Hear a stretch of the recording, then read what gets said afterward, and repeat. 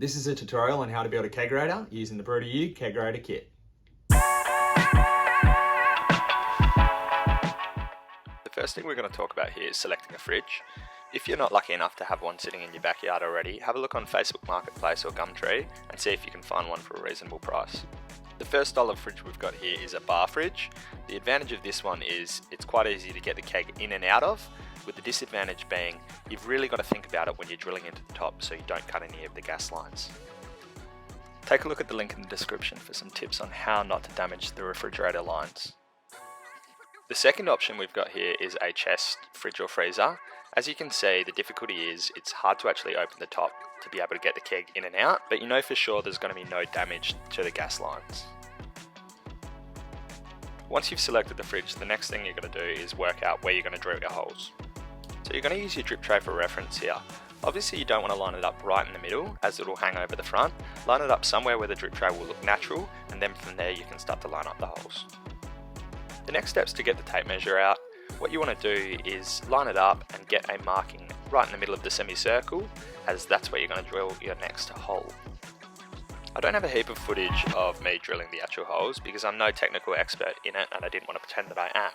But if you don't have these parts, ask a friend, cousin, mate, and here you can see the specifications required for the hole saw.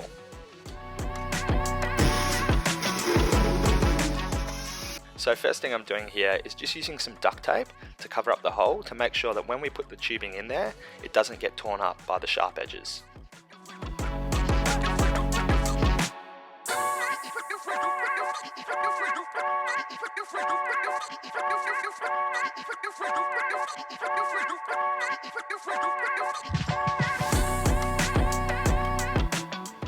Once that's all done, jump into your kit and grab your fountain, and then from there you're going to feed the tubing connected to the fountain down that little hole, line it up, and I've got a little tip for you here. So what you want to do is pull up the little protection ring, grab some duct tape and stick it up to the top so it doesn't get in the way when you're making the markings or screwing in the screws. You will see me again here making a couple of markings just where each of the screws are going to go in. So now we should have made our cuts with the hole saw and made our markings for the drilling required. Here we have the specifications you'll need for the drill bit when it comes to the actual drilling. And to go with this, I've got another little clip of me just doing some drilling.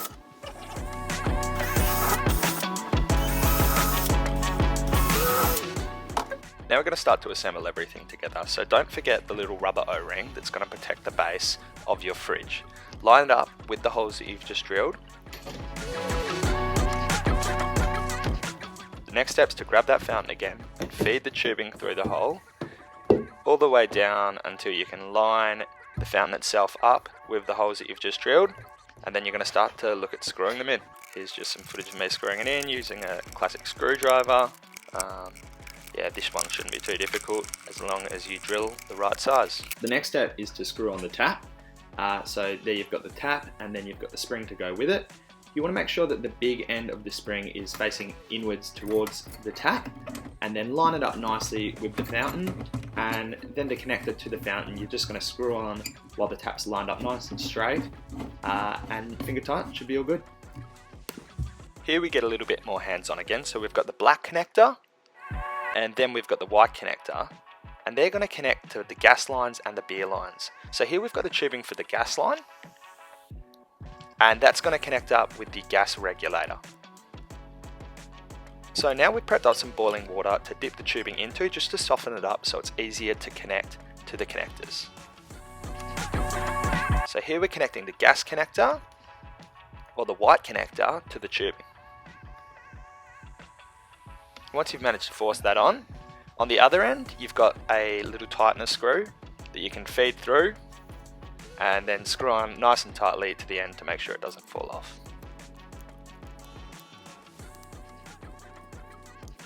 Just like that. Then the next step is to now feed on another one of those tightening screws because you're not going to be able to get it on after you've attached the gas regulator. So again, soften up the tubing, grab your gas regulator, and this one you've really got to force on nice and tightly. So have a go at that, might take a little while.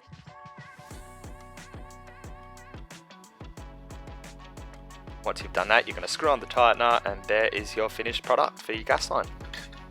Once we've done the gas line, we're going to do the same thing for the beer line. So put the line into some boiling water.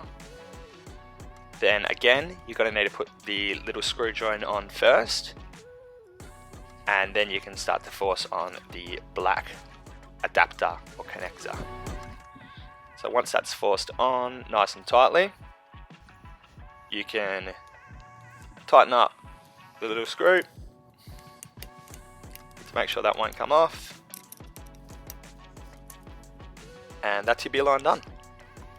So we've got the SodaStream adapter here, which you can use to connect the SodaStream bottle to the gas line, or you can just use a normal CO2 gas bottle. So then you're going to grab the gas regulator. Make sure that you put the little washer on the end of that to make sure that it's sealed nice and tightly and no gas is going to escape.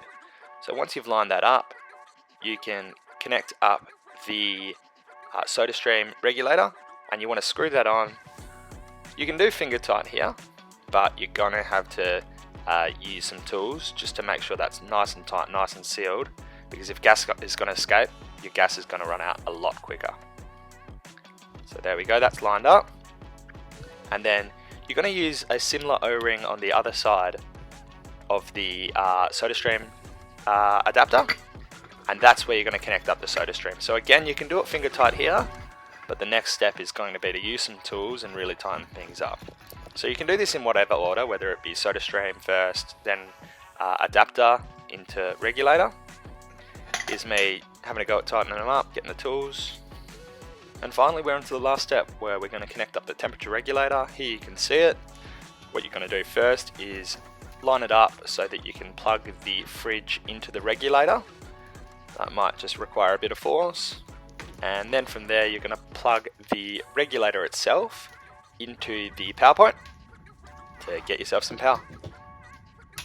So once you've powered that one up, you can adjust it. So you want to hold the set button until it starts flashing, and then you can start to move the temperature up and down. Depending on what type of alcohol you've got in there, you can change the temperature accordingly. And lastly, once that's all set, you're going to grab the thermometer, put it in the fridge because that's what it's going to be comparing to.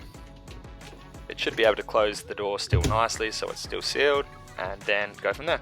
Hopefully by now you've put together your own kegerator. For the next steps, have a look at the suggested videos.